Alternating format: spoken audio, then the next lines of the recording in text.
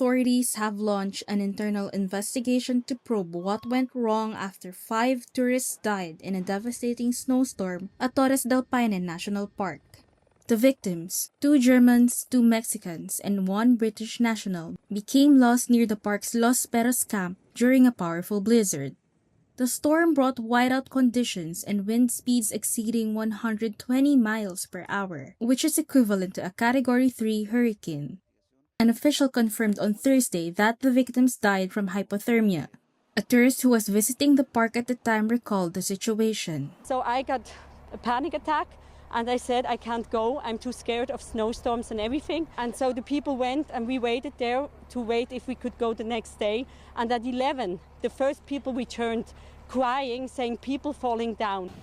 The agency which manages the park said it will review how protocols were activated, how communications were handled, and how search, rescue, and evacuation operations were conducted. Mauricio Ruiz, director of Chile's National Forestry Corporation for the Magallanes region, acknowledged that no personnel were stationed at the Los Perros crossing on the day of the tragedy. On the night of November 16th, before the 17th, we did not have any staff there that day. That day, the 2 officials who were at the camp went down to the gates of Laguna Amarga. That is, they were inside the park to exercise their right to vote in the elections on the 16th.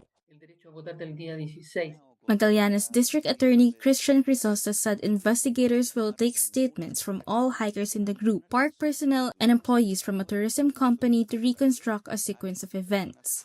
Tourists evacuated from the park amid dangerous conditions have been taken to a hospital for further examination.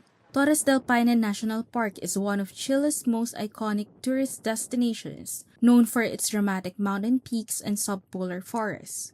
It spans approximately 700 square miles and attracts hundreds of thousands of visitors annually.